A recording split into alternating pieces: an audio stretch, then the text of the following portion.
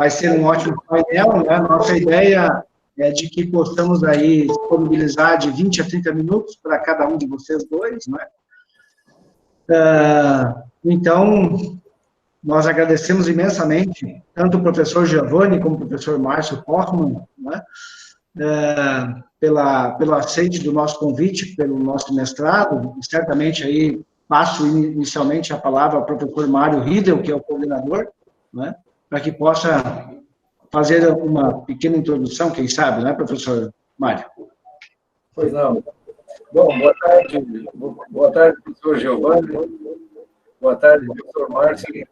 Agradeço muito, em nome do mestrado, a participação de vocês. É uma honra contar com as suas participações hoje nesse evento.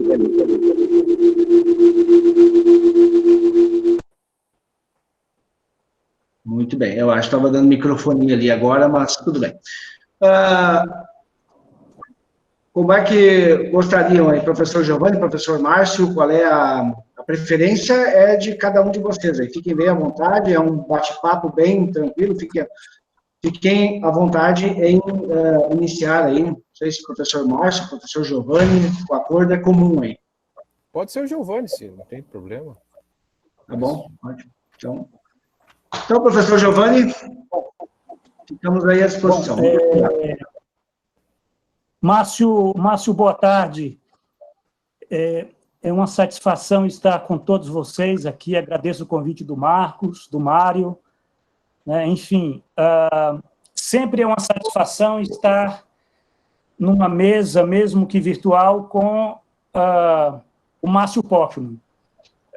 Faz tempo que nós não nos encontrávamos para fazer uma conversa, né? E eu estava pensando há pouco que há pouco mais de 20 anos eu o meu primeiro livro na cidade de Ijuí, na Unijuí, na Faculdade de Direito, e na época eu compus uma mesa também com o professor Márcio Hoffmann, eu não sei se ele lembra, fazia um frio de derreter.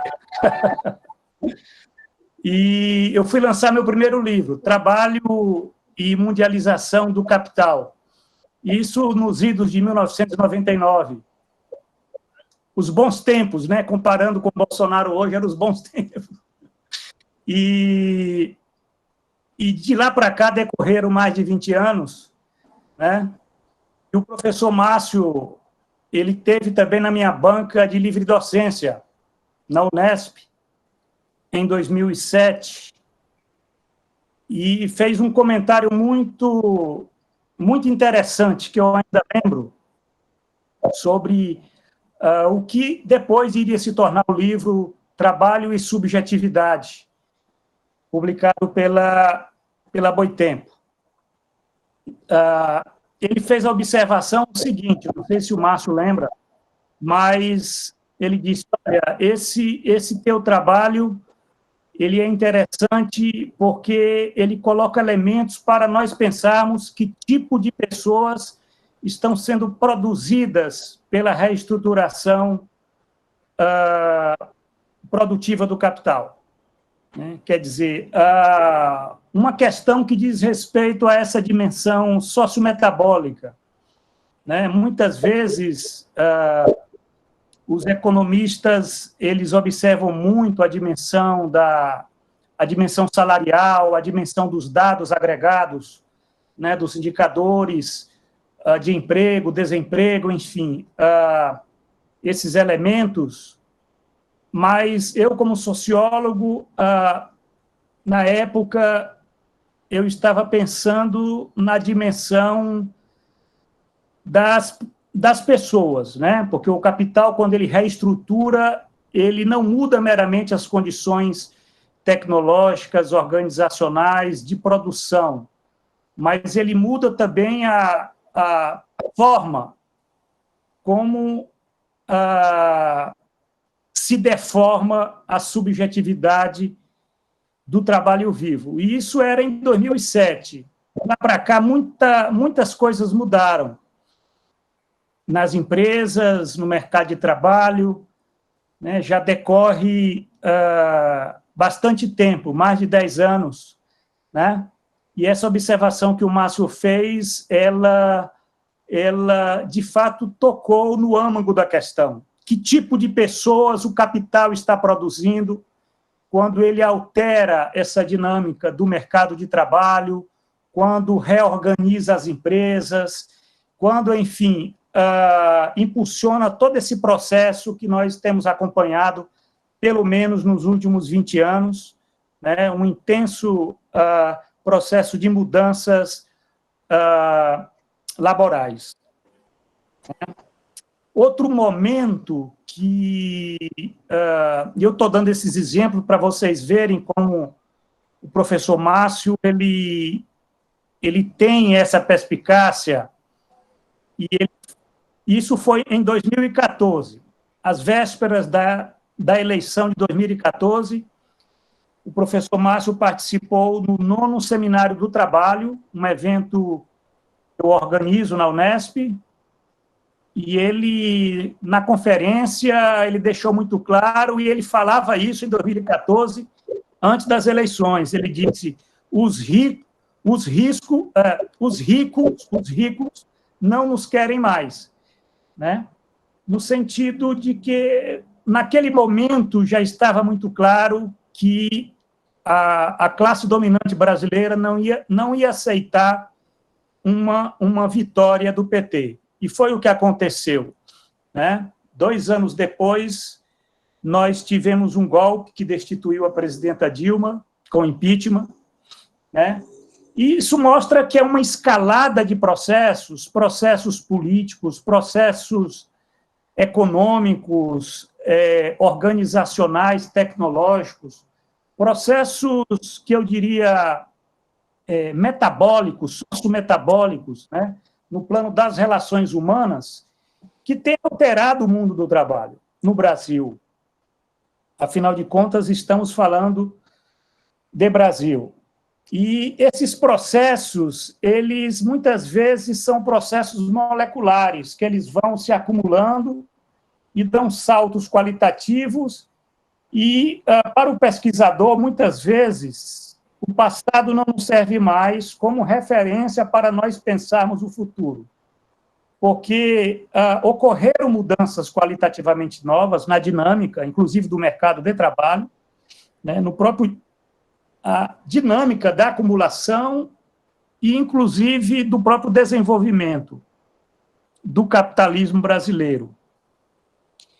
Eu vou falar um pouco do meu livro e vou procurar ser... Estou de olho aqui no roteiro e de olho no relógio, para não perder o tempo, mas eu publiquei um livrinho agora como e-book que se intitula As Contradições Metabólicas do Capital. Né? Crise ecológica, envelhecimento e extinção humana.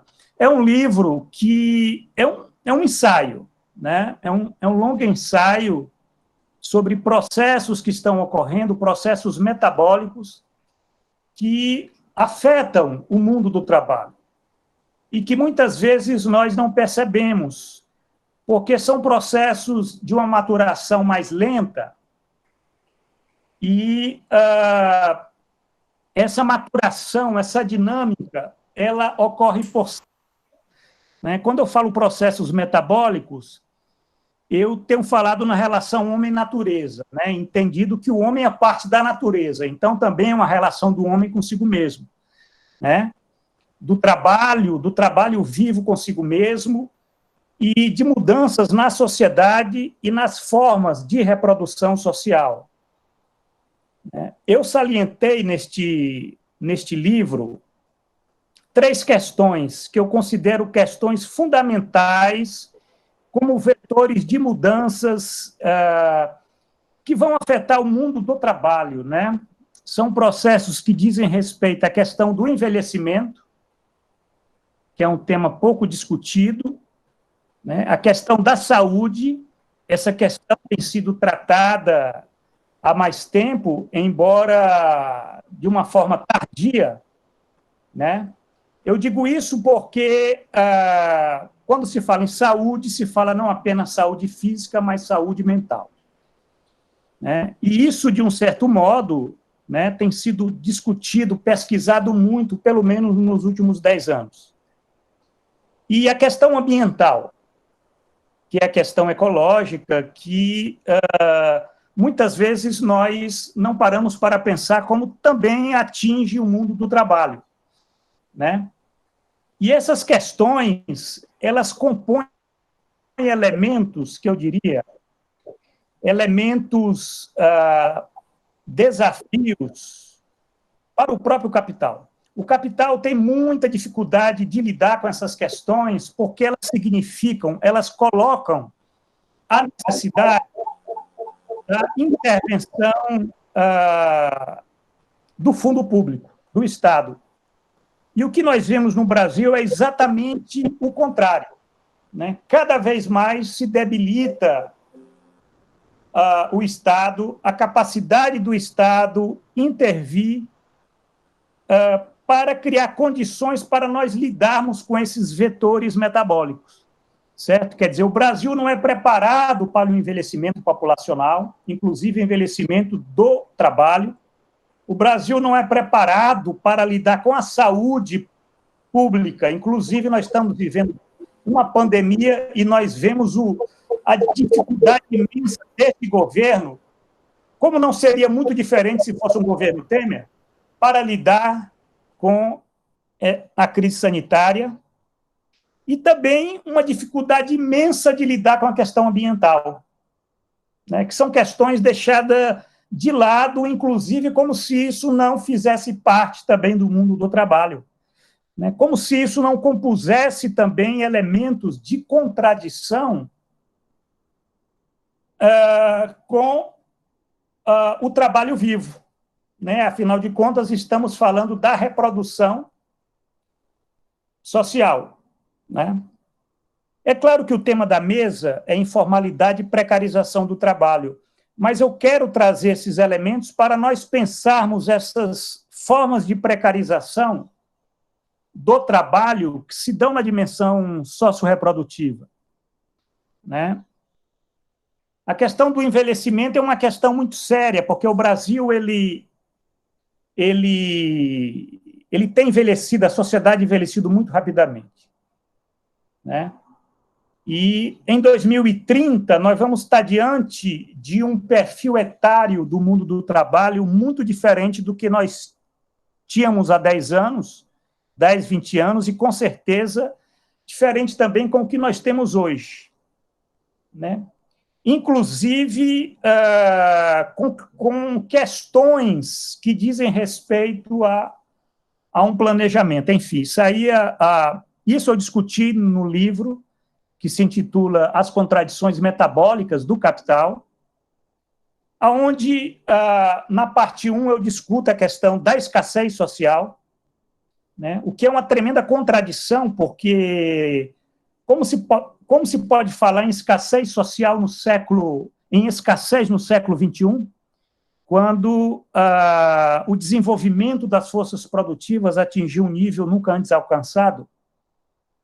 Mas a questão é que, nos últimos 30 anos, o capitalismo global tem se caracterizado pela concentração de renda, pela desigualdade social, e isso faz explodir essa dimensão dessa categoria que eu utilizo, que é a escassez social, né, que vai se tornar, e tem se tornado uma dimensão muito aguda da barbárie social, né? E com o envelhecimento, com a crise sanitária que deve se tornar permanente, né, nós não podemos imaginar que depois da pandemia vamos voltar novamente a uma normalidade sanitária, como se nós tivéssemos vivido uma normalidade sanitária antes da pandemia, né, com as mudanças climáticas, com a crise ecológica. Com certeza há muita probabilidade de nós termos mais formas endêmicas e, quiçá, talvez outra pandemia, porque nós temos um sistema, o capitalismo global, ele não tem controle sobre a emergência dessas formas viróticas, sem falar nas bactérias e nos fungos, enfim. Tem um livro muito interessante, professor da Unicamp, inclusive, que vai estar numa live na próxima semana, na RED, que é o Luiz Marques, que se intitula Capitalismo e Colapso Ambiental. O livro ele já está na 3ª edição, só para vocês verem que é uma questão também que tem que ser trazida para a discussão sobre o mundo do trabalho, sobre a precarização do trabalho, porque dizem respeito a formas da reprodução social do trabalho vivo. Na parte 2 do livro, eu discuto as contradições fundamentais do capitalismo, não vou entrar em detalhes aqui, e na parte 3 eu discuto as contradições metabólicas do capital, que são essas contradições que dizem respeito a processos que se precipitam e acumulam, e elas se precipitam sobre as contradições fundamentais, abrindo novas frentes de crise do sistema mundial, né? Sem esquecer que nós vivemos uma crise da economia global. E essa crise da economia global, ela ocorre para e passo a uma crise sanitária nunca antes vista, pelo menos nos últimos 100 anos. Isso nós estamos falando da pandemia, sem falar de outras doenças endêmicas que não são notificadas, não são percebidas e que atingem as populações mais pobres. E a classe média e o mundo do trabalho. Enfim. Então, esse livro que eu lancei é mais uma provocação para nós agregarmos elementos para fazermos a crítica de um sistema, né, do capitalismo global, que vive uma das crises mais radicais do seu desenvolvimento. É por isso que, quando eu digo que o passado não nos serve mais como parâmetro para nós pensarmos o futuro, inclusive pensarmos o desenvolvimento no interior desse sistema, né, isso realmente é uma provocação. Né? Bom, eu vou concluindo por aqui, né, estou aberta ao debate, eu não tratei diretamente da questão da informalidade, que é o tema, né, da live. Eu deixo isso para o professor Márcio, se assim o quiser, né, porque eu diria que é um tema também muito candente, até porque a informalidade que nós vemos hoje não é a informalidade de 50 anos, né? Se nós formos voltar àqueles estudos do Paul Singer, né, eu estou relendo um livro muito interessante, escrito em 1978, do Reginaldo Prandi, sobre os trabalhadores por conta própria, que é muito interessante nós lermos como é que se dava o debate naquela época, como é que está se dando o debate hoje sobre esse contingente imenso que hoje temos no mercado de trabalho no Brasil, que são os trabalhadores por conta própria. Né? Quer dizer, naquela época era pensado aquilo como sendo uma forma dual ou adequada ao desenvolvimento do sistema. E hoje o que nós vemos que essa nova informalidade ela é mais um índice de decomposição do desenvolvimento do sistema, né? O que, evidentemente, isso é uma hipótese. Bom, gente, eu agradeço a atenção e vamos para o debate. Obrigado. Muito bem, professor Giovanni Alves, sempre atual aí as suas considerações, não é? E, claro, de imediato nós passamos ao professor Márcio Portmann, não é? Agradecemos também mais uma vez tanto ao professor Giovanni Alves quanto ao professor Márcio Portmann, que também nos brinda com a sua presença, né? E aproveitamos e já projetamos aqui o que eu tenho, né, professor Márcio, aí a última informação do seu livro, né, pela Perseu Abramo. Então, por favor, me ajude se eu estou desatualizado. Acredito que não, né, mas também agradecemos muito aí, assim como o professor Giovanni já falei, mas para nós aqui do Mestrado de Desenvolvimento Regional da FACAT, no Rio Grande do Sul, é uma grata satisfação tê-lo também conosco mesmo que, claro, não como gostaríamos, que seria de uma forma mais fraterna, não é? Mas, mesmo assim, o senhor também nos traz muita alegria nessa tarde, no dia 11 de setembro de 2020. Muito bem, quero saudar a todas e todos que estão nos acompanhando nesse momento ao vivo. Pelo que eu vejo aqui, quase 6 dezenas. Então, saudação a todos, especial a você, Marcos, não apenas pelo convite, mas pelo trabalho que tem liderado em torno dessa perspectiva do desenvolvimento regional. Saudar o professor Mário, aí, que é o coordenador, né? Dizer também da grande satisfação, estou vendo aqui o Paiva, que é um grande amigo de longa data, aí, desde o tempo do movimento estudantil, aprendi muito com o Paiva, sempre aprendo. E, obviamente, aqui saudar de forma muito fraterna o professor Giovanni, foi muito atencioso e gentil no diálogo de nossos encontros.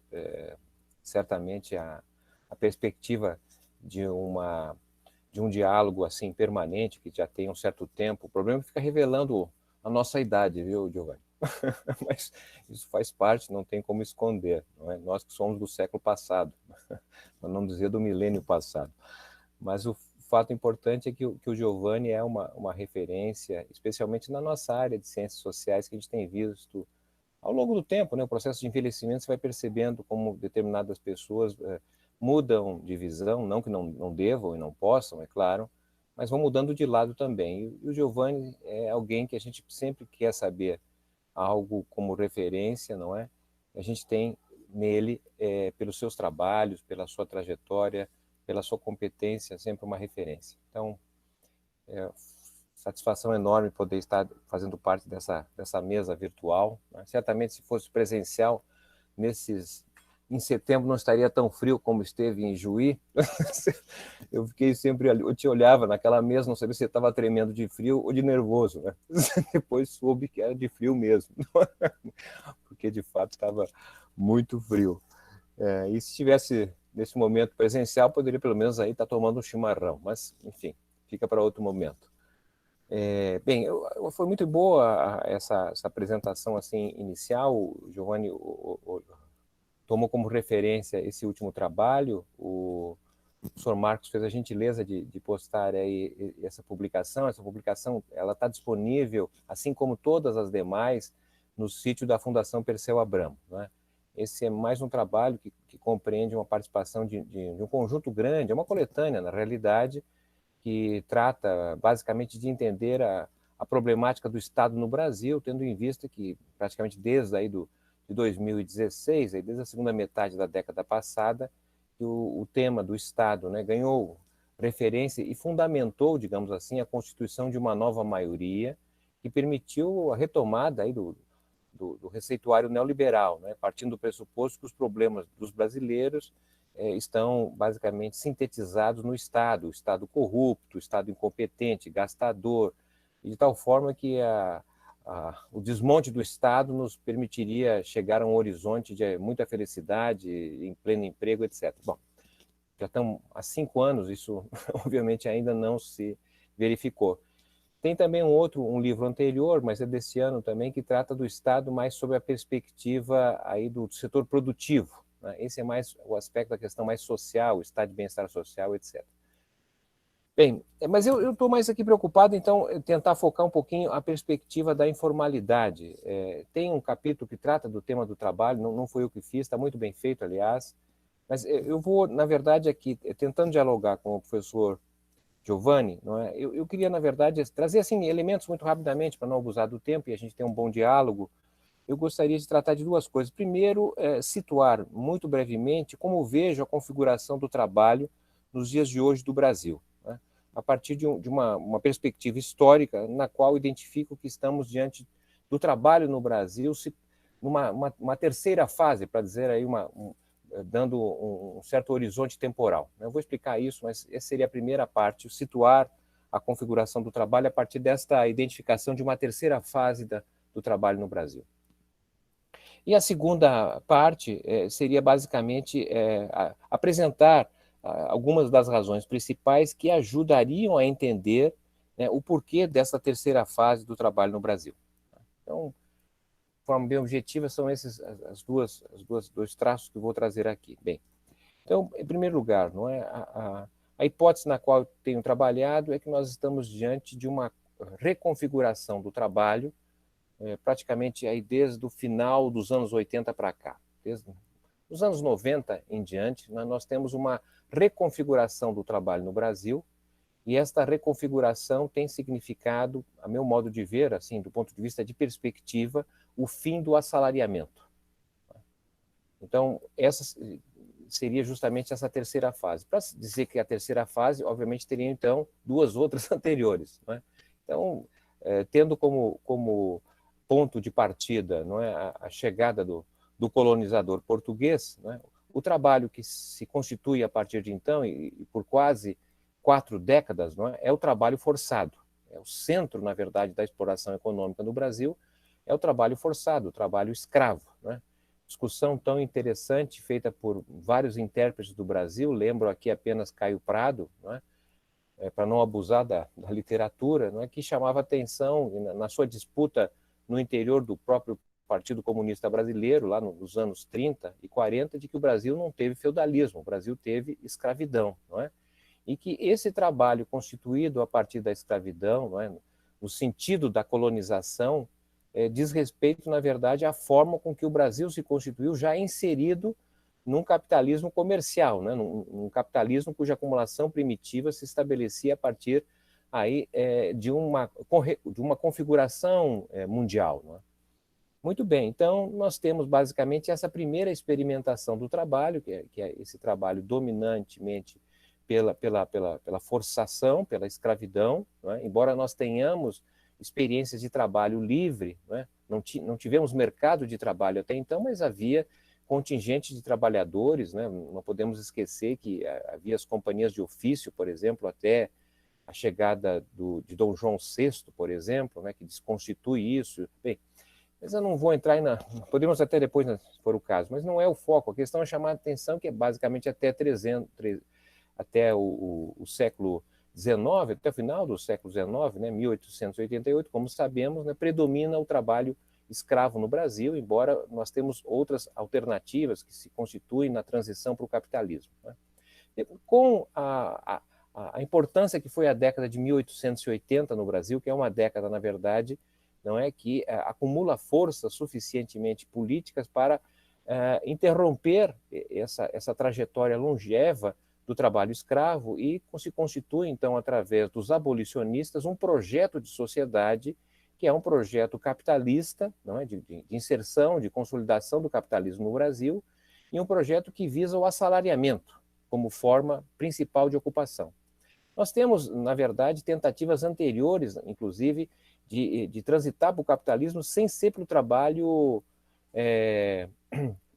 assalariado. Não é? Há iniciativas, mesmo de Dom João VI, inclusive, não é? De trazer e formar aqui comunidades, colônias, não é? De trabalhos, na tentativa de estimular aqui aquilo que se desenvolveu mais no norte dos Estados Unidos, que foi justamente a presença, então, de camponeses. Não é?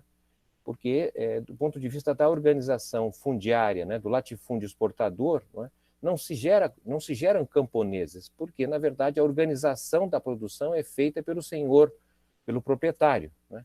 Então, se você tira o proprietário, na verdade, os trabalhadores do campo não têm como organizar a produção, pois não tem essa experiência, não é o sistema de organização, diferentemente do feudalismo na Europa e assim por diante. Então, havia ali a tentativa, mas, de maneira geral, o bloqueio sempre se fez, não é, pelos proprietários do latifúndio, pelos senhores de escravos, a qualquer possibilidade de liberar a propriedade da terra. Então, já desde 1850, com a instalação da propriedade privada no Brasil, da chamada Lei de Terras, não é, que se torna cada vez um obstáculo crescente a você democratizar o acesso da terra. Esse era um componente importante para os abolicionistas, não é, que sonhavam, na verdade, com o capitalismo e que permitiria múltiplas formas de trabalho, embora a principal fosse o assalariamento, mas que tivesse, na verdade, a proliferação de camponeses. não é? A presença do Rui Barbosa, não é? Que é um abolicionista, que foi ministro da Fazenda ali no início da República, não é? Na tentativa, na verdade, de proliferar a propriedade da terra com a difusão do crédito, infelizmente não deu certo, não é? Então, o que nós vamos ter, basicamente, da forma com que o Brasil saiu do trabalho escravo, né, e se inseriu no trabalho livre, praticamente excluindo, nas primeiras 4 décadas, não é, os trabalhadores aqui do Brasil, não é, que eram os ex-escravos, portanto, os negros, os miscigenados, os indígenas, ficaram excluídos porque a prioridade foi, na realidade, a absorção de trabalhadores migrantes, não é isso? Bom, mas então o que eu quero chamar a atenção é que se inaugura, a partir ali do final da década de 1880, um projeto de sociedade salarial. E é essa a questão. Essa é a segunda, digamos assim, fase do trabalho no Brasil, é a construção da sociedade salarial. E essa sociedade salarial, ela recebe um grande reforço a partir da década de 1920, mas sobretudo em função da Revolução de 1930, que é, na verdade, associar a esse projeto de assalariamento a construção de uma cidadania regulada, né, como foi denominado pelo Guilherme Vanderlei dos Santos, né? Ou seja, a cidadania se traduziria no Brasil pelo emprego assalariado, mas não é qualquer emprego assalariado, somente aquele registrado, aquele formalizado, com contrato de trabalho, né? E digo que isso começa na década de 20, a partir de 1923, quando se estabelece a primeira lei de previdência social no Brasil para uma categoria específica do interior de São Paulo, que são os ferroviários. E a partir daí, mesmo na República Velha, já inicia uma proliferação de legislações próprias. Isso vai, basicamente, até o início da década de 1940, quando, segundo estudiosos, haviam mais de 15 mil leis específicas para trabalhadores, e isso se conforma numa consolidação, que é a CLT, Consolidação das Leis do Trabalho, que só se tornou possível, lamentavelmente, devemos reconhecer isso, a meu modo de ver, pela presença do Estado autoritário, pelo Estado Novo, porque dificilmente teria sido implantado se houvesse a democracia tal como se apresentava naquele período ali da década de 30, início da década de 80, de 40, desculpe. Então, o que eu quero chamar a atenção é que, na verdade, se constitui aí uma trajetória desde o final da década de 1880, reconfigurada com esse assalariamento regulado. Isso vai basicamente até o final da década de 1980. Então, para datar, é claro que todo mundo nós sabemos que as datas nunca são tão precisas, mas entre o final da década de 1880 e o final da década de 1980, então um século, 100 anos, nós tivemos uma trajetória do assalariamento, ou seja, a cada ano tinha mais assalariados. Inicialmente, os assalariados fundamentalmente no campo, nas cidades. A CLT em 1943, não é? Ela definiu que o assalariamento regulado seria apenas então somente para trabalhador urbano, né? E segundo o IBGE, o censo de 1940 indicava que a cada 10 trabalhadores, um apenas estava na cidade. Então, a CLT foi feita para algo que não existia, que era trabalhador urbano, um em cada 9 apenas. Mas 20 anos depois, a partir de 1963, não é, o trabalho regulado, o contrato de trabalho regulado passou, na verdade, a adentrar no campo, no meio rural, né, com a aprovação do Estatuto do Trabalhador Rural, que foi uma grande iniciativa de um importante gaúcho aí do PTB, né, o Ferrari, né, o nosso colega Ferrari Filho, professor da Faculdade de Economia, da Ciência Econômica da URGS, né, teve um trabalho brilhante em conseguir aprovar no Congresso o Estatuto do Trabalhador Rural, e que dá início a essa demarche de colocar o trabalho regulado, a cidadania regulada, de forma gradual, lenta, etc., que até na Constituição de 88 é que você tem, digamos aí, o equilíbrio de direitos sociais e trabalhistas no campo e na cidade. Bom, então digo que nós tivemos esse período se coincide com a industrialização, com a urbanização, etc. Bem, mas a partir da década de 1990, tá certo? A partir de 1990, para dar uma data, nós estamos assistindo um processo de desassalariamento do país, certo? Isso ainda é lento, tá certo? Porque assalariamento não é uma coisa que acontece do dia para a noite, mas a trajetória de declínio do assalariamento. E o declínio não é apenas importante no assalariamento, mas também é cada vez mais importante no assalariamento formal, na chamada cidadania regulada.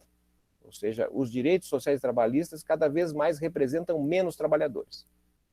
Isso não é tão evidente quando você olha os dados do IBGE, que é o que nós temos, né? porque, na verdade, e aí tem a ver com a segunda parte que eu vou tentar explicar ali, não é? O que tem ocorrido nesses últimos 40 anos, bom, então, termino aqui, tá certo? A terceira fase é a questão do desassalariamento e a perda de importância do emprego com carteira assinada, com os direitos sociais trabalhistas, a volta do crescimento do trabalho autônomo, conta própria. E aí tem várias razões que eu vou tentar explicar agora na segunda parte para não abusar do tempo, já que estou quase me aproximando do meu final aqui. Bom, então quais razões a explicar essa situação? Não é? Bem, as razões é que também vejo o seguinte, nós estamos diante de uma fase que defino como um declínio do capitalismo no Brasil. Tá certo? Nós tivemos uma fase de transição, digamos assim, do que era a economia nacional, uma economia mercantil, exportadora, até o final da década de 1880. Depois nós temos, na verdade, o nascimento e a consolidação do capitalismo brasileiro até a década de 20. Da década de 30 à década de 80, nós temos uma fase de modernização do capitalismo. Uma modernização que tem a ver com a internalização da indústria moderna, não é? Com o padrão de consumo moderno, etc., com essa forma de capitalismo muito próxima da experiência que o Celso Furtado denominou dos Estados Unidos, né, o American Way of Life. Obviamente que isso foi uma parte da sociedade, tem muitas razões para explicar isso, mas de toda maneira o que eu quero chamar a atenção é que esta modernização praticamente sofreu uma inflexão muito acentuada a partir da década de 1990. Né? Ou seja, se a gente pegar as últimas 4 décadas, ou seja, se nós compararmos o Brasil entre 1980 e o ano 2020, nós estamos estagnados. A renda per capita no Brasil praticamente não cresceu. Dependendo da queda deste ano, que não sabemos muito bem, possivelmente a renda per capita deste ano pode já começar a se emparelhar com a renda per capita de 1980. Ou seja, isso é um fato inédito? Não, não é. O Celso Furtado, entre outros autores, chamou atenção quando analisava os antigos ciclos econômicos, ainda naquela fase colonial e depois pós-colonial, não é? Nós tínhamos ciclos econômicos de ascensão intensa, mas entre os ciclos havia uma longa fase, tá certo, de decadência, de estagnação, como fora, por exemplo, o esgotamento do ciclo do ouro lá por 1760 até 1840 é um período, tá certo, enorme de estagnação, de paralisia, digamos assim, do país. Então, eu quero chamar a atenção o seguinte, nós estamos vivendo uma terceira fase, digamos, do capitalismo, que é uma fase, tá certo, de declínio. Esse declínio pode ser visto não apenas pela perda de participação do Brasil no PIB mundial, não é? Nós éramos, em 1930, menos de 1% do PIB mundial, chegamos em 1980 em cerca de 3,2% do PIB mundial, hoje nós estamos abaixo de 2% do PIB mundial. Não é? Não apenas nós perdemos participação no PIB mundial, mas evidentemente que há um crescimento da dependência tecnológica do Brasil. Não obstante o salto que ocorreu nos governos do PT em termos de avanço, né, nas universidades, sistema de pós-graduação, revistas indexadas, etc., etc. Mas o que é importante do ponto de vista econômico é justamente a questão das patentes, e isso o Brasil quase nada avançou, tá certo? Ou seja, a integração do conhecimento ao sistema produtivo, e ao mesmo tempo nós que gastávamos cerca de 280 milhões de pagamentos de royalties, né, de uso de patentes, tecnologias importadas, terminamos em 2018 com 5,2 bilhões, tá certo, de pagamentos de royalties. Então, temos esse aspecto também a ser ressaltado, não é?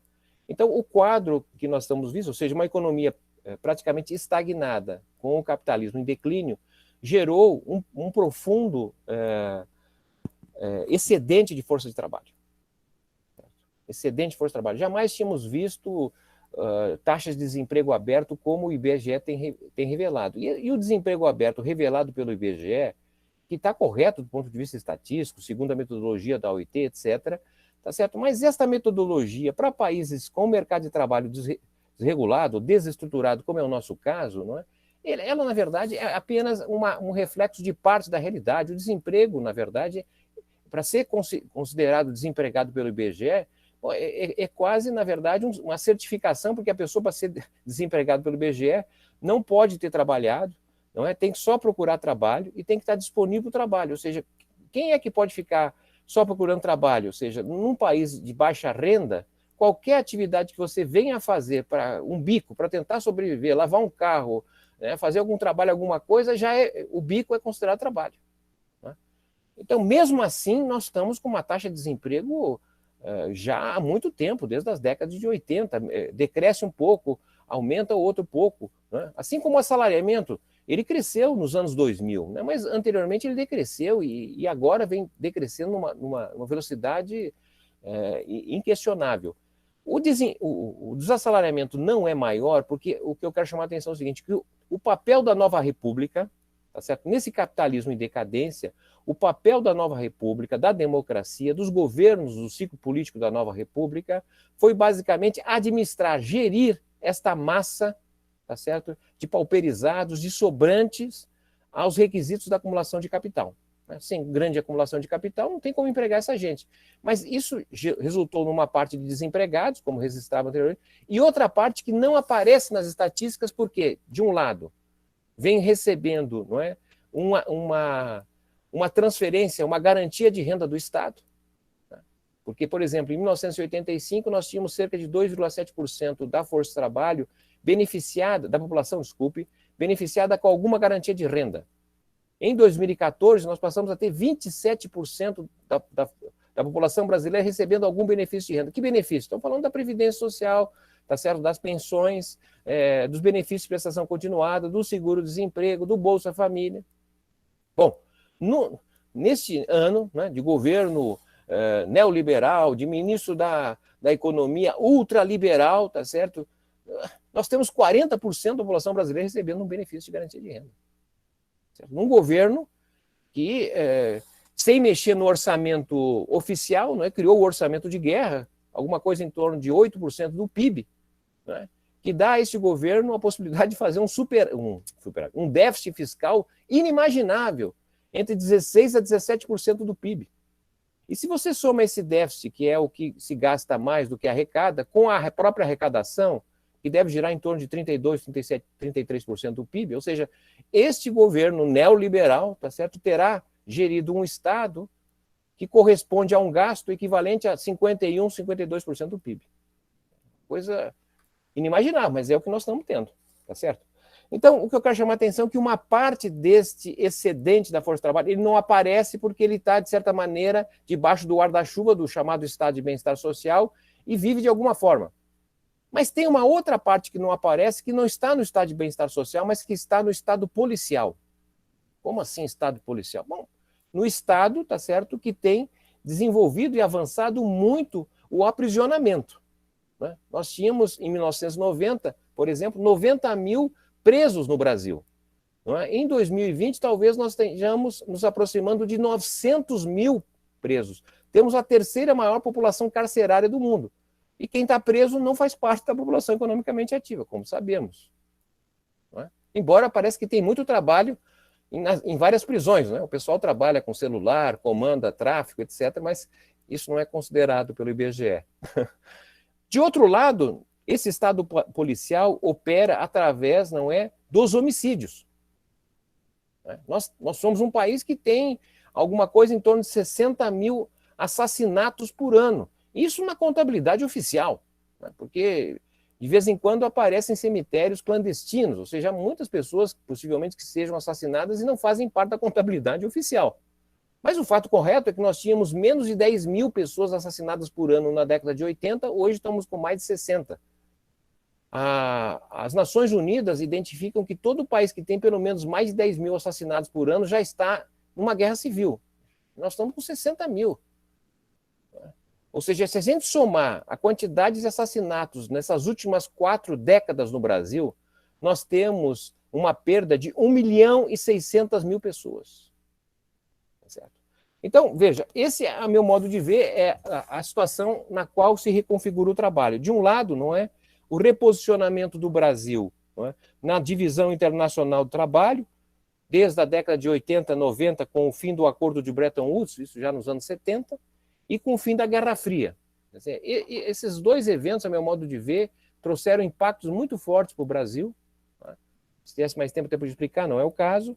E a outra questão que ajuda a entender por que nós estamos nessa circunstância se referia à estagnação econômica, ao declínio do capitalismo. Ou seja, na verdade, nós estamos indo para onde? Né? O Brasil está se transformando na antiga, tradicional, no modelo fazendão. É isso que está sobrando para o Brasil, certo? Nós temos hoje uma indústria que representa menos de 10% do PIB, que é basicamente o que era o Brasil na década de 1910, né, em termos de presença da indústria no PIB. O setor agropecuário é importante, tem dinamismo, mas cada vez mais dependente do exterior, né, do ponto de vista tecnológico, do ponto de vista da dependência de sementes, né, de transgênicos, de fertilizantes, agrotóxicos. Né, esse setor aí, que é um dos mais importantes do mundo, não tem empresas trading para fazer a comercialização, está tudo na mão de estrangeiros. Né. É um setor que corresponde a uma parte importante do PIB, mas não tem, na verdade, elasticidade de emprego, é baixíssimo isso. Né? Os dados do IBGE revelam, inclusive, uma redução dramática da ocupação no campo desde 2015. Né? Bom, o que sobra é o setor de serviço, o setor terciário, né, que já tem, basicamente, tinha antes da pandemia, cerca de 4/5 da ocupação já estava nesse setor terciário. O setor terciário é um setor que, evidentemente, tem empresas, segmentos muito modernos, né? A começar por exemplo, o setor bancário, o ramo financeiro no Brasil, o setor de telecomunicações. Mas esses setores têm um papel importante no dinamismo econômico e na ocupação relativamente contido. A maior parte das ocupações no Brasil, no setor terciário, são ocupações vinculadas à renda das famílias e não à dinâmica econômica. Por exemplo, a principal ocupação do Brasil segue sendo hoje o trabalho doméstico. A segunda ocupação mais importante no Brasil, em termos quantitativos, 5,2 milhões de pessoas, estão vinculadas ao setor de segurança pública e, sobretudo, privada. É imenso o exército de trabalhadores envolvidos no tema da segurança privada. Não é? É isso um pouco da base do Bolsonaro, diga-se de passagem, porque isso é quase um partido, que anteriormente estava... Em cada cidade você tem um segurança pública, mas também tem segurança privada, tá certo? E segurança privada é também o motorista, tá certo? São pessoas que estão vinculadas às famílias, né? E que têm, digamos, uma disciplina, aí, digamos assim, de centralização, uma disciplina de hierarquia, que é próprio do trabalho de segurança. Essa gente era, em geral, conservadora mesmo, mas que com o WhatsApp, com as redes sociais, passou a formar uma espécie de partido integrado, articulado, com notícias, com informações, tá certo? Que dão uma posição, digamos, quase de partido nesse sentido. Bem, e a terceira ocupação mais importante no Brasil, que tem crescido muito rapidamente, são de trabalhadores em plataforma digital, tá certo? Os chamados entregadores. É óbvio que essas atividades têm vinculação com a atividade econômica, mas o centro termina sendo a renda, e quanto mais concentrada a renda, na verdade, mais ocupação dessa natureza o Brasil termina gerando. Né? Bem, eu já ultrapassei, me desculpe, não era esse o propósito. Quero terminar por aqui, porque talvez tenhamos um bom diálogo com essa oportunidade de travar esse debate com vocês aí do curso, do mestrado, e o Giovanni, nosso mestre. Obrigado. Muito bem, professor Márcio Portman, sempre com alegria também, como professor Giovanni ao vivo, e professor Giovanni e professor Márcio, certamente, além dos presentes que estão aí, se algum acadêmico estava pensando em algum tema para a tese ou de doutorado, ou então dissertação de mestrado, temas são aos montes que nós temos aqui na sequência. Bom, o professor Giovanni Alves iniciou, então, fazendo aí essa contextualização a partir da própria importância de se pensar a precarização do trabalho, também, em especial, com a questão da crise ecológica, o envelhecimento e esse metabolismo que esse capital vem impondo em determinados contextos, como nós também estamos percebendo no nosso dia a dia. O professor Márcio Portman traz um resgate histórico, não é?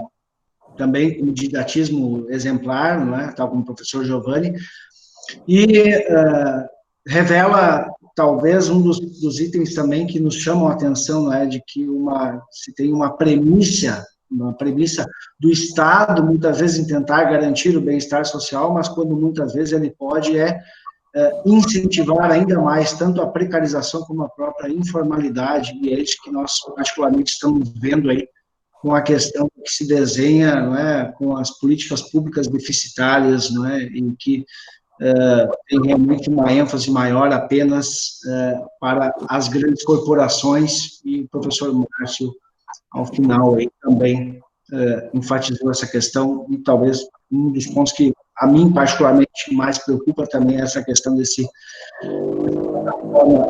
né, de plataformização do trabalho. O trabalho plataforma, como também o professor Giovanni Alves, em outras oportunidades, nós já discutimos aí. Bom,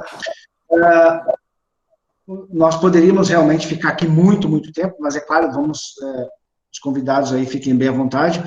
Nós temos aí um espaço ainda, né, para quem quiser se manifestar, mas é claro, o professor Giovanni tem que estar com o microfone aberto também, fique à vontade se o senhor tem alguma consideração aí agora e, eventualmente, se alguém tiver alguma pergunta, a sugestão é utilizar o chat, mas depois também pode se abrir aí para o microfone. Professor Mário, professor Pablo, também fiquem à vontade aí.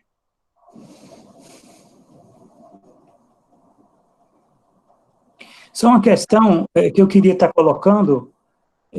Gostei muito da exposição do Márcio e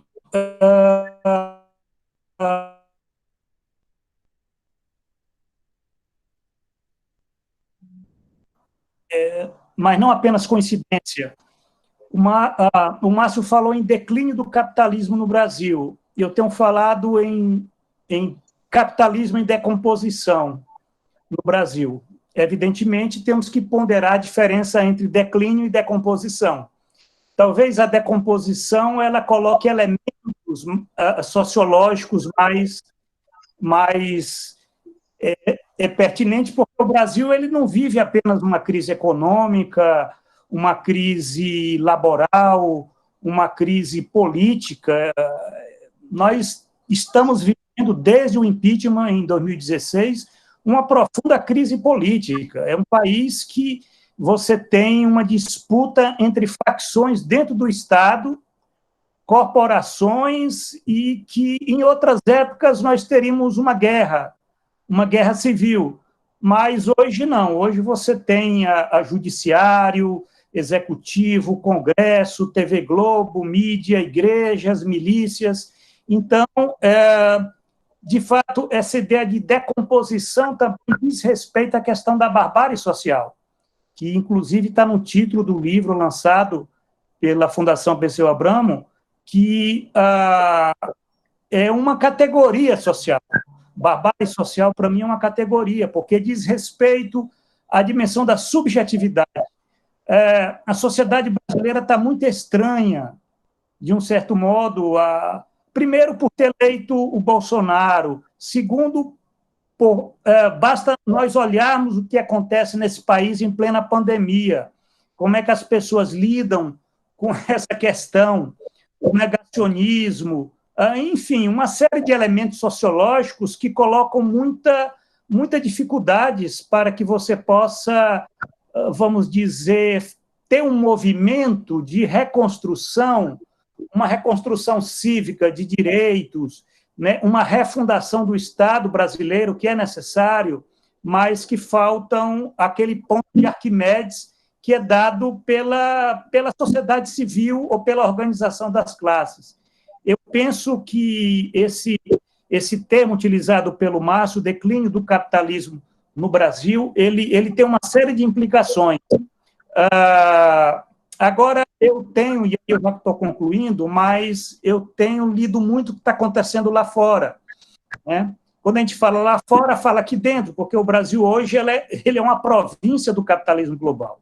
Na verdade, nós estamos integrados, de um certo modo, na economia mundial, de uma forma que é muito diferente. Por exemplo, o Márcio falou do período de 1760 a 1840, que o Brasil viveu uma estagnação econômica, mas esse período lá fora era um período, inclusive, de formação, ascensão do capitalismo industrial. Quer dizer, o sistema estava no seu movimento de ascensão histórica do capital, né? E hoje nós presenciamos lá fora, vamos dizer, um cenário que não é muito diferente do que está acontecendo aqui no Brasil.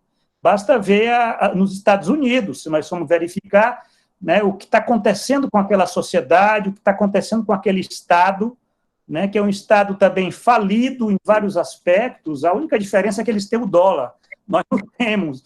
Mas o fato, ainda, né, O fato é que nós temos hoje uma crise estrutural do capitalismo global. Esse capitalismo que se inicia no período que o Márcio identificou como sendo o período do declínio. Aí eu não sei se essa data, 1980, ou seria 1990, com o projeto neoliberal. Porque em 1980 a gente tem uma década de redemocratização, de explosão do sindicalismo, diretas já, direitos, Constituição de 1988. Agora, a coisa começa a embicar mesmo, em termos, inclusive, no caso do Brasil, a partir com o governo Collor, né, quando se utiliza um projeto que vai desarmando qualquer inserção soberana do Brasil na mundialização do capital. E eu gostei muito quando você falou que os governos do PT, eles foram importantes, é claro, mas eles se renderam a administrar os pobres, né? não apresentando um projeto de poder, de Estado, de desenvolvimento que pudesse estar, vamos dizer, enfrentando essa fase histórica de declínio do capitalismo brasileiro.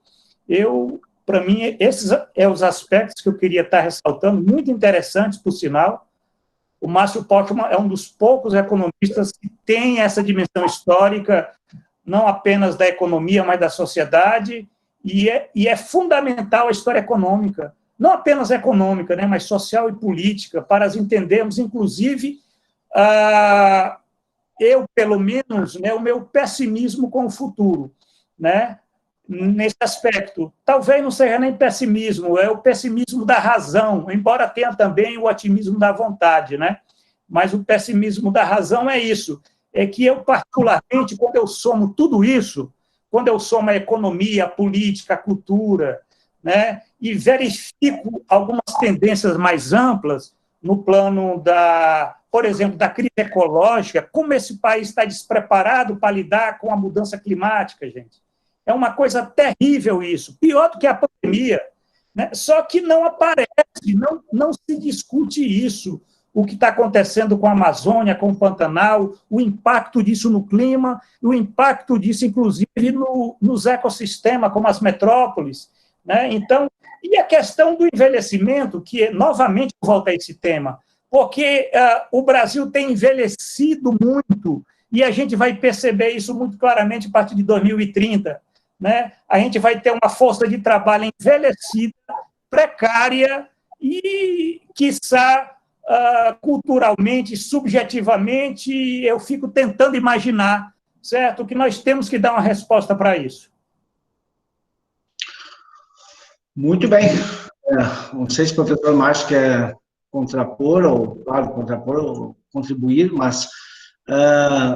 acho que seria bom dar uma rodada aí com as questões.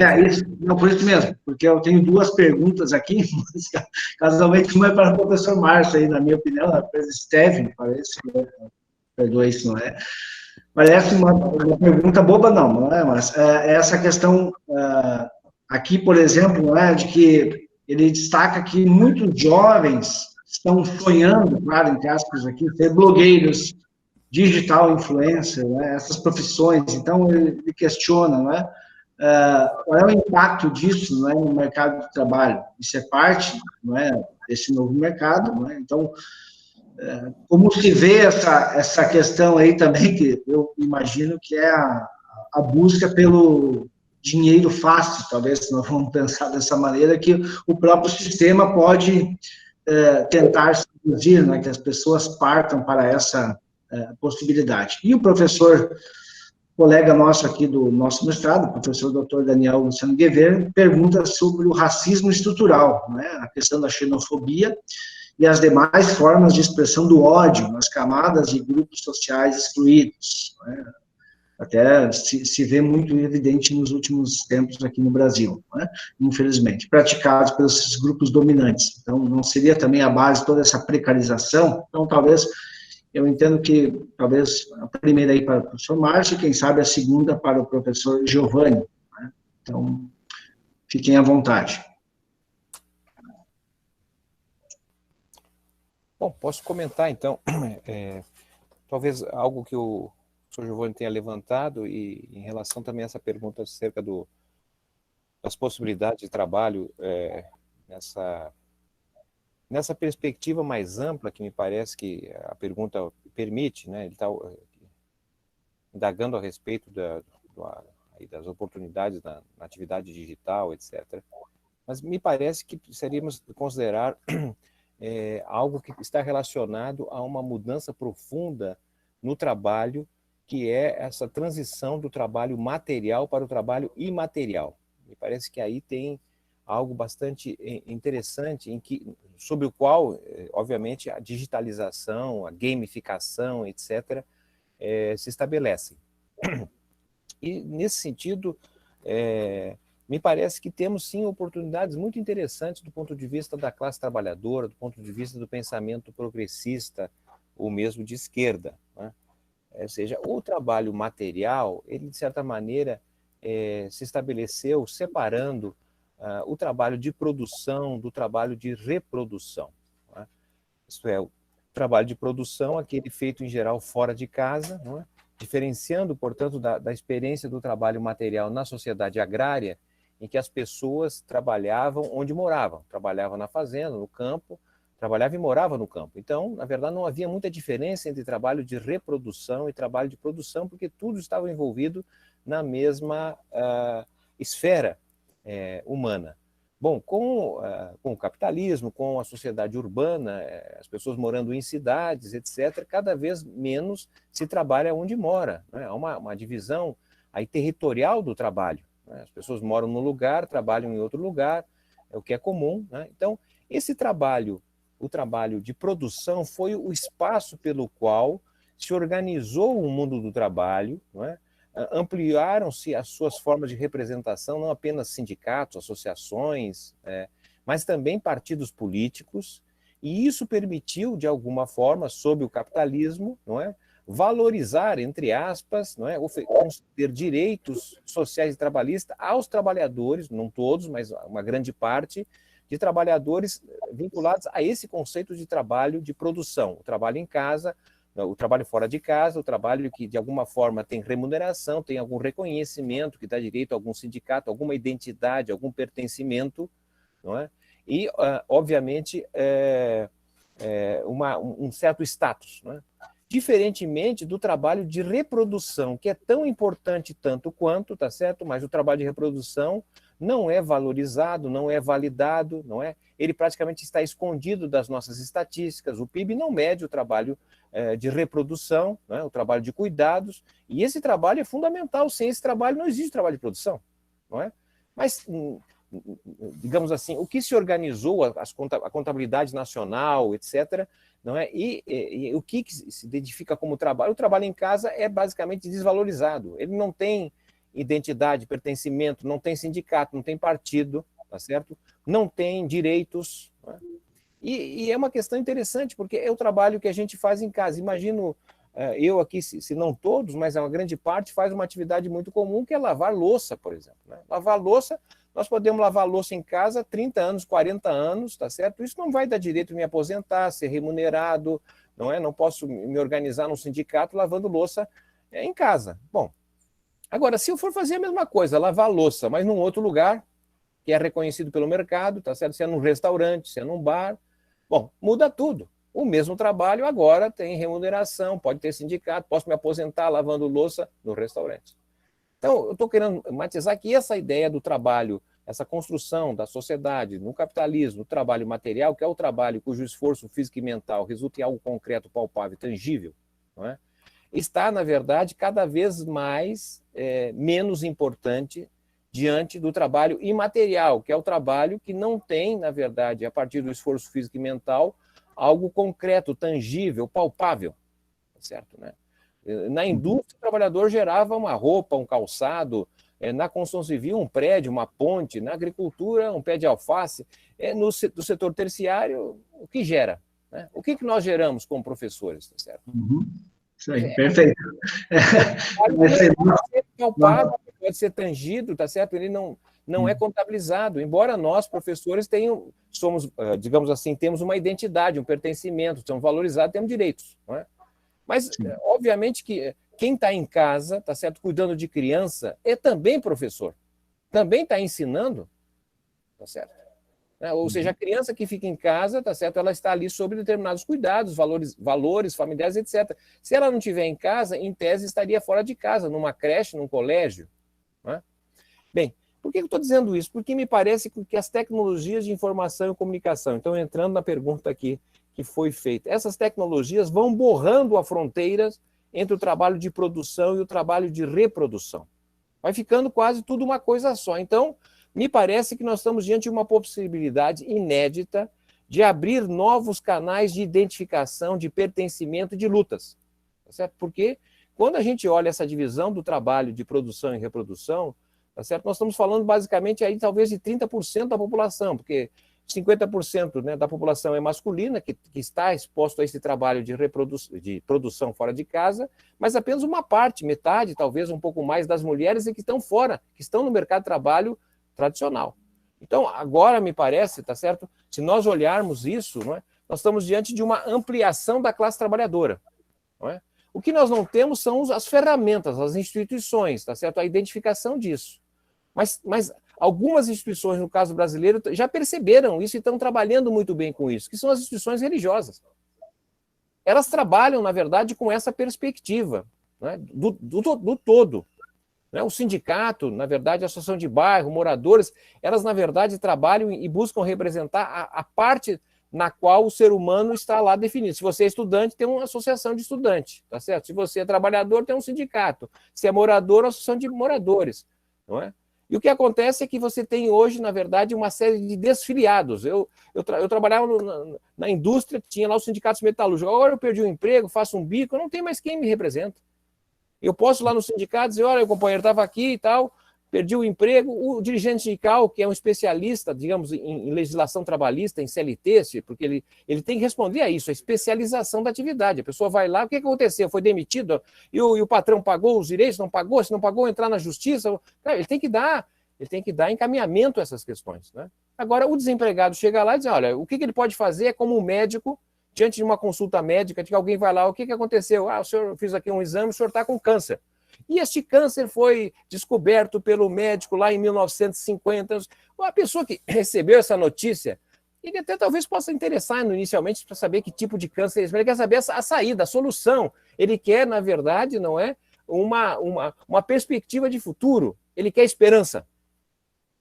Ora, e o trabalhador que está desempregado vai no sindicato, o dirigente sindical vai dizer, isso aí é culpa dos patrões, desse governo safado, não sei o quê. Ele sabe explicar a razão, mas e aí, meu caro, tudo bem, eu estou sabendo, mas o que eu vou fazer? Isso aí, veja bem, minha solidariedade, estamos juntos e ponto final.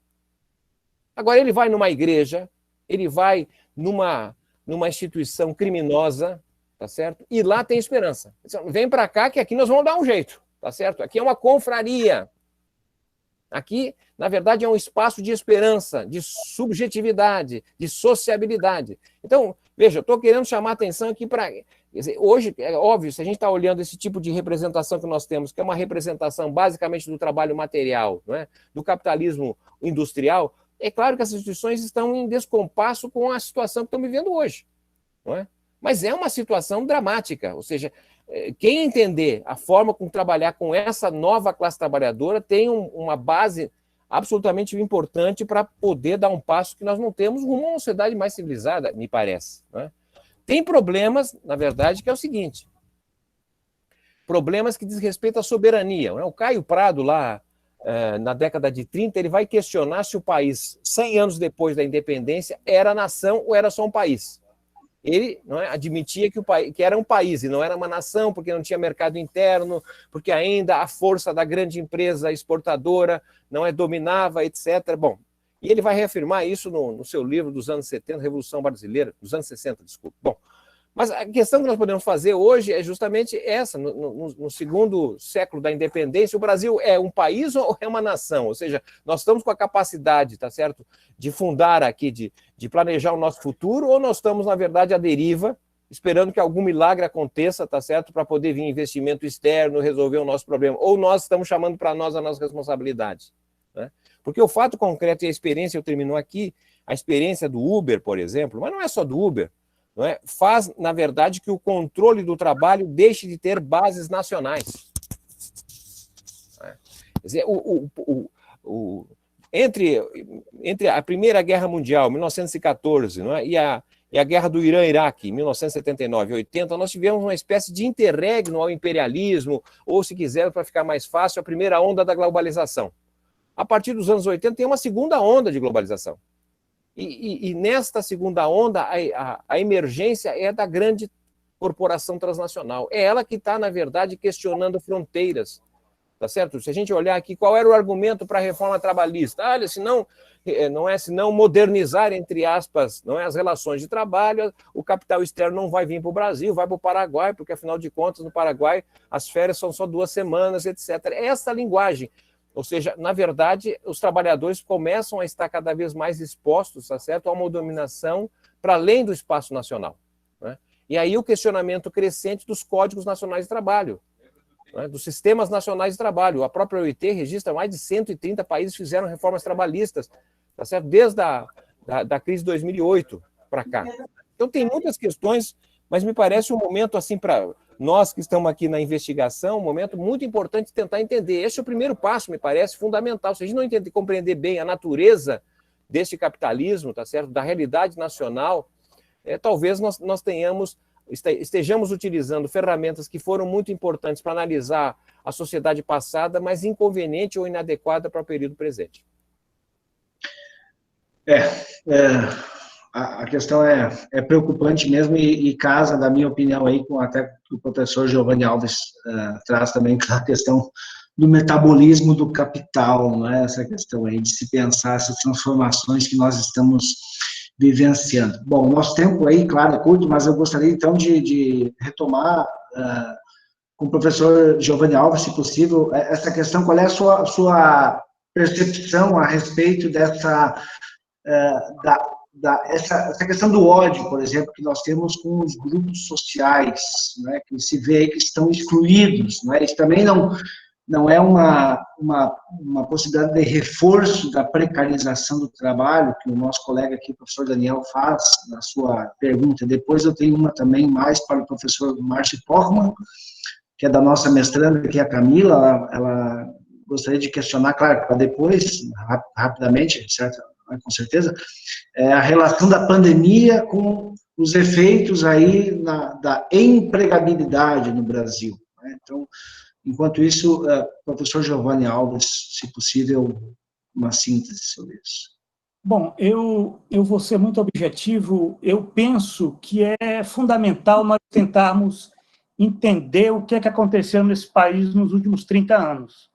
Eu digo 30 anos porque eu estou pegando esse período de 1990 para cá, que nos meus artigos, é onde eu periodicizar como sendo o período do capitalismo global, né? Esse sistema que ele vive uma ascensão até 2008, quando você tem uma profunda crise financeira global, e de 2008 para cá o sistema não conseguiu se reerguer, e pelo contrário, quando nós imaginávamos que você tinha uma recuperação na União Europeia, nos Estados Unidos, no Japão, o que nós assistimos foi uma desaceleração e depois a pandemia. Então, criando uma situação muito complexa no sentido de que você tem uma série de variáveis que estão se somando e que vão colocar na década de 2020 uma série de desafios que... então, mapear o que como mudou a sociedade brasileira, isso que o Márcio coloca, a questão de mudanças na família, a questão da transição religiosa, que nós não podemos esquecer que o Brasil é um país que está vivendo uma transição religiosa. Em 2030, muito provavelmente, o Brasil vai ter maioria evangélica. Então, isso tem um impacto, inclusive, na forma de se lidar com os problemas sociais, né? São coisas que nós, enquanto cientistas sociais, nós temos que estar buscando articular as mudanças no mundo do trabalho, no mundo da cultura, no mundo da política, uma política que vive uma profunda crise de representatividade. Isso que o Márcio coloca é algo mais de agora, porque eu lembro que o Chico de Oliveira, no começo da década de 2000, ele já colocava que o Brasil vive uma tremenda crise de representação política. E não apenas representação política, representação sindical, né? É como se nós estivéssemos vivendo uma decomposição daquele tecido que ele se constituiu a partir do projeto civilizatório, que foi isso que foi muito bem descrito pelo Márcio, que vai dos anos 20 e 30, o período da industrialização pesada, o desenvolvimentismo. Mesmo no regime militar, você tinha um projeto de desenvolvimentismo autocrático burguês, mas que, a partir de 1980, com a crise da dívida, nós vamos descendo ladeira abaixo. E parece que aquele período do governo Lula e Dilma, eles são um interregno, um compasso de espera, como se nós, a partir do governo Temer, nós damos continuidade a essa ladeira abaixo, e eu diria que isso tem muito a ver com a questão da sociedade. Nós temos que estar tendo muito cuidado para ver uma mudança cultural, inclusive no perfil da juventude, uma juventude que está, e aí eu volto a tocar no ponto, que está ficando mais velha, no sentido de que esse é um processo que vai exigir mais cuidados, mais investimento do Estado na questão da saúde, da educação, e o que nós vemos é que nós estamos fazendo tudo o contrário, né? É incrível que o Brasil ele consegue fazer tudo às avessas daquilo que as mudanças que estão apontando para ele. Agora, se fôssemos só nós até poderíamos ficar tranquilos relativamente, mas o fato é que nós presenciamos uma transição civilizatória que vai percorrer o século XXI, né, uma mudança dos eixos geopolíticos, né, dos Estados Unidos para a China, né, isso é um processo inexorável, e eu diria que vai marcar todo esse período das próximas décadas, né, e é necessário nós termos essa visão totalizante, né, da economia, da política, da cultura, e o mundo do trabalho ele está nesses elementos que está se constituindo aí, certo? É um mundo do trabalho, de um capitalismo em decomposição que vai colocando esse novo perfil, né? Novo perfil do proletário, né? Do proletário, porque o trabalhador por conta própria, ele não é nada mais e nada menos do que essa forma negativa daquilo que o assalariamento era positivo, né? Mas é a mesma relação de subalternidade, né? E pior, no contexto onde você tem uma crise dos sindicatos, dos partidos.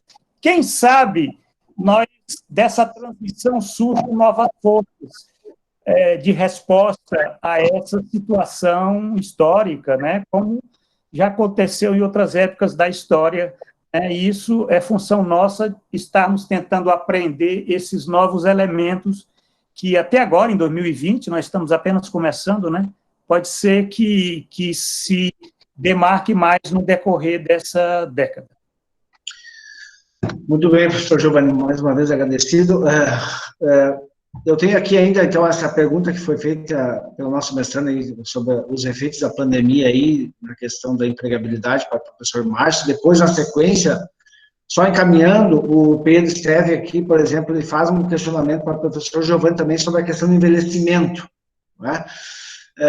De que ele cresce na dependência das pessoas cada vez mais novas, né, frente às idosas, né? Então, pessoas que têm filhos com 45, 50 anos, pessoas com 20 anos, filhos de pessoas com 70 ou mais. Então, ele questiona acredito que, então, melhor para o professor Giovanni nessa ordem, qual é a consequência disso no futuro, né? E depois, a sequência, o professor Paiva também quer realizar uma pergunta, não é? Mas talvez pelo nosso tempo, não é, para não avançarmos, talvez Não sei, fique à vontade, professor Márcio, se puder, com a sua contribuição, depois o professor Giovanni. Marcos, é uma coisa rápida, eu só queria, porque o Giovanni já comentou conosco da sua, digamos assim, seu ceticismo com relação ao futuro, ainda que tenha uma vontade política de transformação, e tocou também nessa importante questão da China. Eu queria saber como é que o Márcio vê um pouco essa questão de onde é que está a esperança, onde é que está a utopia, onde é que está o possível, e qual é o papel da China nisso tudo, percebe? Porque a crise que nós estamos vivendo, em grande parte, é uma crise política do Ocidente, né? Os Engenheiros do Caos é um livro fantástico agora sobre a crise italiana e norte-americana e europeia, mas na China é uma pujança ainda. Então, como é que vocês veem isso? Puder comentar, ok? Perfeito. E aí acredito que com isso, né, nós fizemos essa última rodada rápida aqui, não é? Para encaminhamento do nosso painel aí, porque nós temos ainda um outro comunicado último. Então, professor Márcio, pode ser, professor Giovanni, fiquem bem à vontade. Não, perfeito, entendendo. Bem, em relação ao tema da pandemia e o emprego, inicialmente, veja, nós estávamos em 2019 e a economia brasileira estava quase 4% inferior à que havia sido em 2014. Né? Bom, esse ano eu não sei qual vai ser a queda, nem sei se é recessão ou se seria já depressão pelo número de empresas que estão quebrando, etc.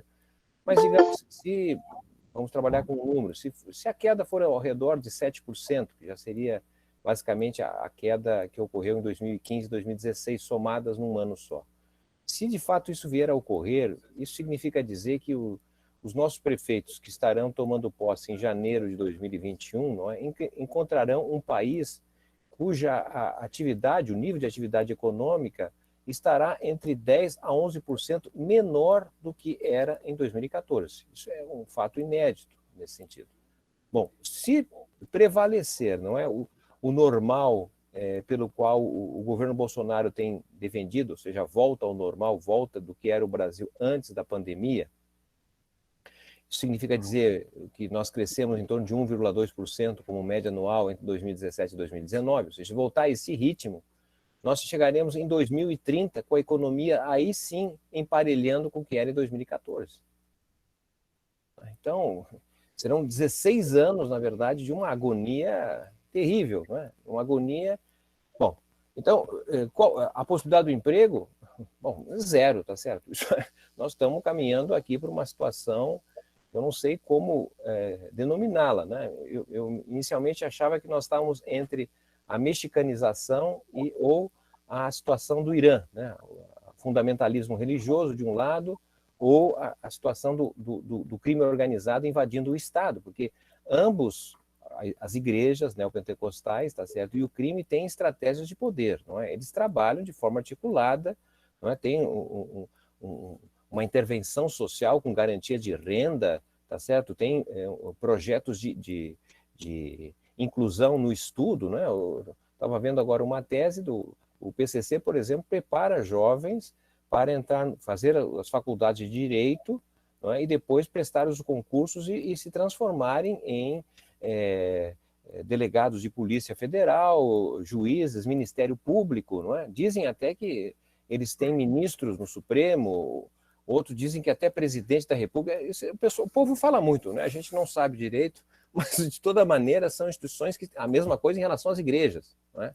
Mas ao que parece agora nós estamos vendo uma fusão das igrejas com o crime organizado, né? As igrejas estão se transformando em uma espécie de lavagem de dinheiro que vem disso. Então, podemos ter uma coisa mista aí a prevalecer, ou seja, se não houver alguma reação organizada, se não houver uma capacidade, na verdade, de convergir a maioria da população que está contra isso. O problema é que a nossa maioria está dispersa, fragmentada, não há algo que permita, na verdade, uma convergência. O Giovanni falou, eu gostei muito dessa expressão, se não fossem as nossas instituições aí democráticas, tradicionais, talvez já estaria num conflito, tá certo? Numa guerra civil. Eu já não sei se não estamos, mas pelo menos não seria escondida, seria explicitada. Mas a impressão que eu tenho, conversando com muitas pessoas, cada vez menos em função dessa pandemia, mas que há uma insatisfação generalizada, ou seja, é um clima quase pré-insurrecional. As pessoas estão profundamente insatisfeitas. ocorrem são insatisfações, em geral, individuais, insatisfações que não aglutinam, né, em torno de alguma coisa. E aí, nesse sentido, a extrema-direita, tá certo? Essa maioria que termina conduzindo o país. Então, após pandemia, tá certo? Nós podíamos aqui estar diante de um projeto novo, né? O Brasil é um país de oportunidades, um país em construção, tá certo? Falta de tudo. A pandemia demonstrou que a maior parte da população não tem habitação decente. Bom, as nossas mazelas já estão aí há muito tempo. O enfrentamento delas nos abririam talvez um olhar para o Brasil cada vez, dialogando com o questionamento do Paiva, ou seja, o Brasil passou esses 500 anos, tá certo, de frente para o Atlântico. Né? Me parece que é a hora de nós ficarmos de frente para o Pacífico, tá certo? E nós temos um país todo para fazer essa conexão com o Pacífico, a integração sul-americana, não é? O levar o desenvolvimento para o interior do Brasil, etc. Bom, temos saídas, não é? Acredito que nós, obviamente, a América Latina também, estamos perdendo tempo, não é? E o que está havendo, na verdade, é uma espécie de adesão à China. Né? Não tem plano estratégico. A Argentina, coitado, eles estão fazendo de tudo para evitar um golpe e se aproximaram muito da China. Não tem muita saída. A Venezuela fez a mesma coisa. Talvez aí faltasse uma espécie de estratégia de Vargas, né, que ficou ensaiando. Ele tinha um governo complicado ali em 30, ficava ensaiando com os alemães, ficava ensaiando com os americanos para ver se tirava alguma coisa positiva para o país. E de alguma forma tirou. Né? Essa ideia da soberania, de poder jogar, isso está nos faltando nesse sentido. Né? Mas eu quero dizer que eu confesso que não tenho esse pessimismo em relação ao futuro, porque acredito que é muito difícil o que nós temos hoje ter continuidade. Não é? Agora, para não ter continuidade, isso significa que nós precisaríamos ter um tipo de intervenção que nós estamos com dificuldade de ter, não é? Mas não quero negar aqui, em qualquer indicador que nós olhemos o Brasil, qualquer indicador de PIB ainda, tá certo? Eu fiquei até ontem apavorado quando eu vi o dado que a nossa produção industrial é a 16ª do mundo, nós estamos entre as 10, a queda tem sido muito rápida, não é? Então, obviamente, isso vai constituindo um complicador cada vez maior. Mas, de toda maneira, a esperança, na verdade, não está na crença de que é possível superar a dificuldade que nós temos hoje de uma forma muito rápida. Mas eu quero deixar assim que nós vivemos hoje um período que eu só comparo com 2 outros anteriores. E vejo, portanto, como um privilégio de todas as gerações que estão vivendo esse momento, né? Por que estou dizendo isso? Porque me parece que a situação que nós estamos vendo hoje, guardada de proporção, é parecida com o que aconteceu na década de 1880, que é aquele momento lá de fim da monarquia, tá certo? A abolição da escravatura, a tentativa de construir um outro projeto, tá certo? A retomada da aristocracia em imposição do projeto de branqueamento, enfim, tem ali uma coisa confusa. Mas esses períodos confusos, enquanto a questão internacional está mais complicada, nós vimos de uma depressão, né, de 1873 a 1896 da Inglaterra, tem algum espaço de alguma movimentação. Né? Em 30 foi a mesma coisa, o sonho dos tenentistas, tá certo? Não era o que terminou acontecendo, tem correlação de forças aí. Né? Teve 30, teve 32, 35, 37, uma época fantástica. Não é? O momento que nós estamos vivendo também é fantástico desse ponto de vista. Tá certo? Nós sofremos uma derrota, mas não podemos virar o jogo. Não há nada que nos impeça. Tá certo? Nós até vínhamos trilhando um certo caminho interessante, nós sofremos um tombo, né? Fomos derrotados em 2016, nas eleições municipais de 2016, fomos derrotados na eleição de 2018. Será que seremos derrotados novamente na eleição municipal ou não? E o jogo está sendo jogado, depende um pouco da nossa capacidade de intervenção. Então, é um momento, na verdade, que a gente tem condições de fazer a história, me parece, porque há um quadro de indefinição internacional, de um lado, tá certo? Mas esse quadro é complicado para um país, não é com as características do Brasil. É isso. Paiva, aquele abraço a todos, muito obrigado aí pela oportunidade. E vamos fechar agora com as palavras do Giovanni, otimista. É isso, Giovanni.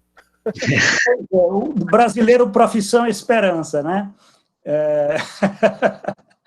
Que ninguém pode ser pessimista no Brasil, até porque é um país imenso, territorialmente, muito lindo. O Brasil é muito lindo. Eu já fiquei um tempo no exterior, nos meus pós-docs, mas eu sempre ficava muito feliz quando eu voltava para o Brasil. Eu acho que, agora, nós corremos um risco tremendo de perdermos essa capacidade de dar uma resposta no século XXI a essa mudança. O Marx foi muito feliz quando ele pensou em 1880, né?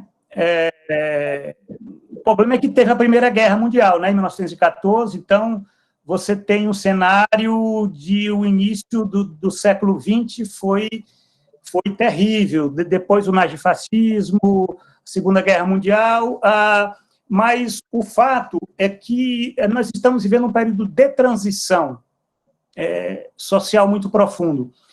Quando se fala em envelhecimento, se pensa muito na questão do aumento da expectativa de vida, mas eu não vou por esse lado.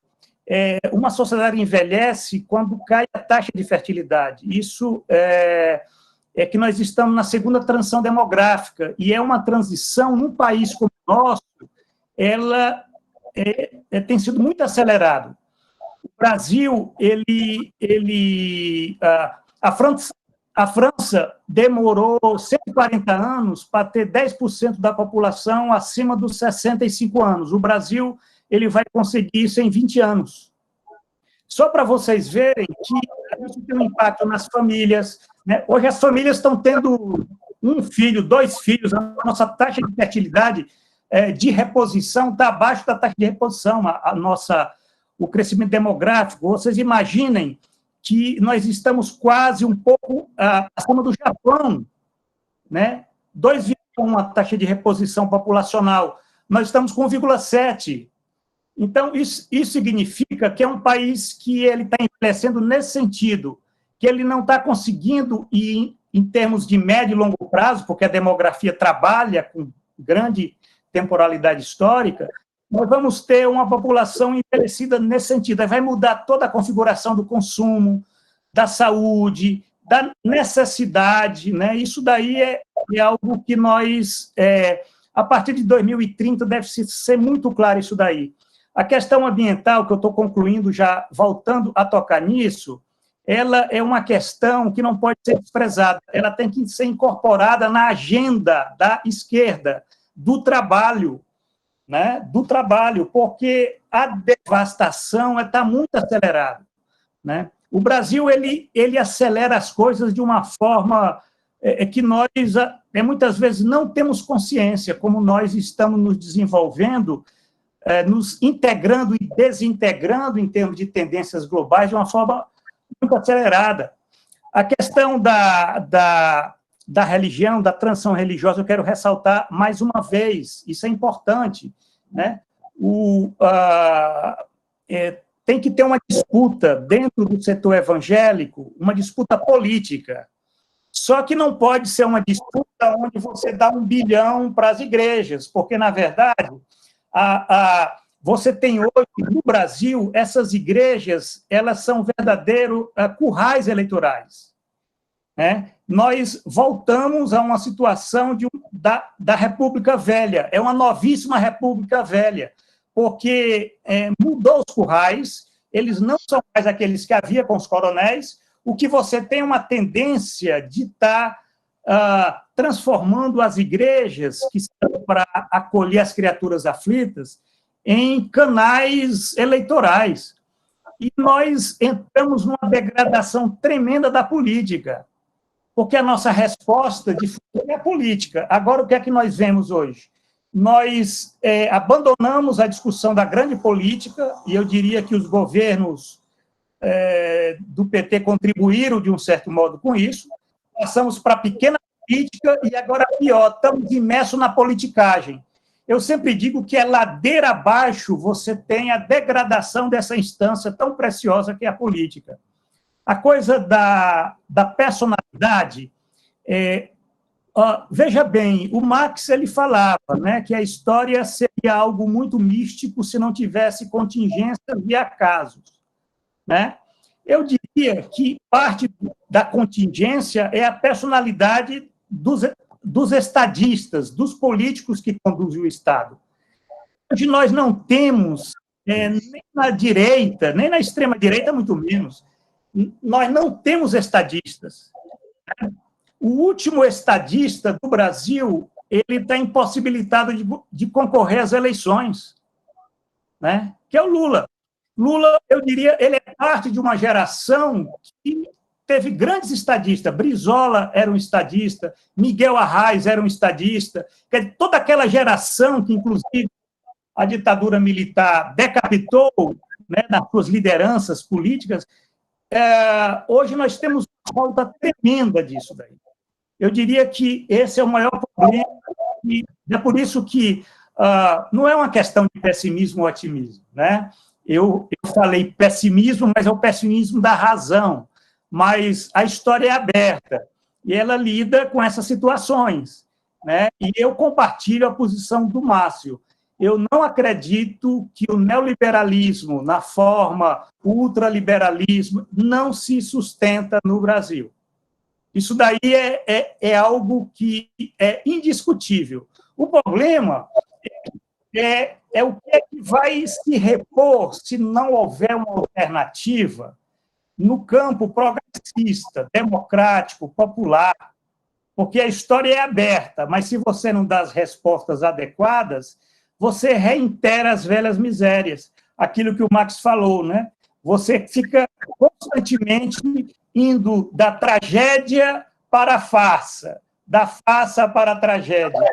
Eu diria que isso é um risco para o Brasil. E eu agradeço, então, mais uma vez, estar aqui. Para mim é uma satisfação estar discutindo com o Márcio Postman. Obrigado ao Marcos, aos professores da FACAT, do mestrado de desenvolvimento regional, por abrir esse espaço de reflexão sobre o Brasil, que é tão fundamental nós fazermos esse exercício de reflexão sobre o nosso país, conhecermos o Brasil, o que é que mudou nos últimos 30 anos. Isso é algo muito importante. Obrigado. Bem, eu agradeço também aí, novamente, ao professor Márcio Postman e ao professor Giovanni Alves, né, e muito rapidamente, lamento, o professor Pedro ali fez uma pergunta sobre a questão das eleições, mas acredito que também subentende-se aí de que realmente é um desafio que nós temos, né, com essa questão das bases eleitorais nesse momento, né.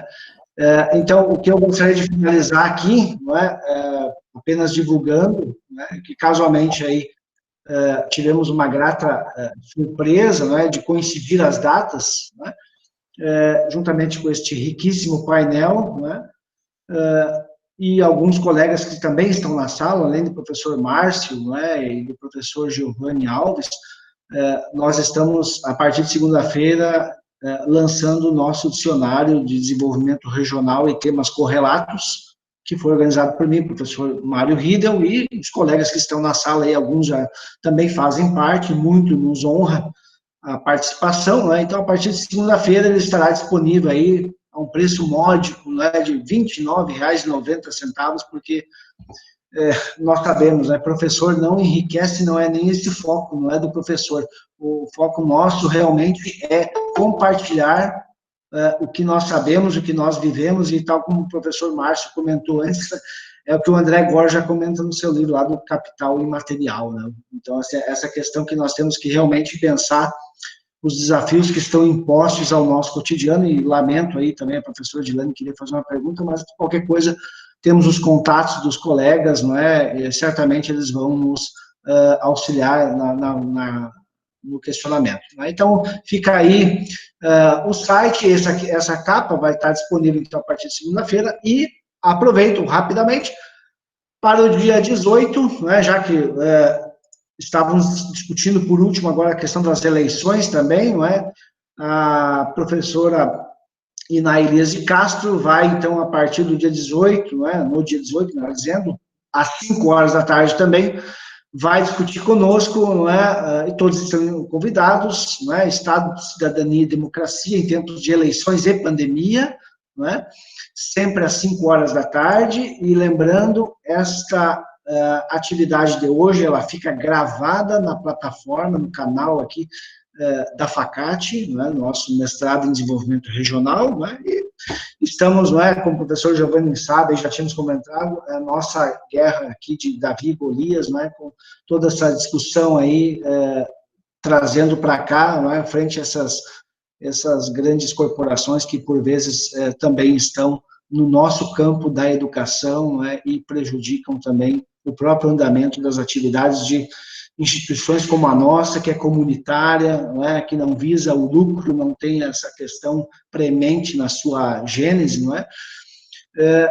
E, então, dado a avançada hora, não é, eu agradeço mais uma vez a todos, aí, principalmente, claro, professor Márcio, uma satisfação estar com o senhor aí nesses minutos que nós podemos partilhar do seu conhecimento, professor Giovanni Alves também, mais uma vez, né?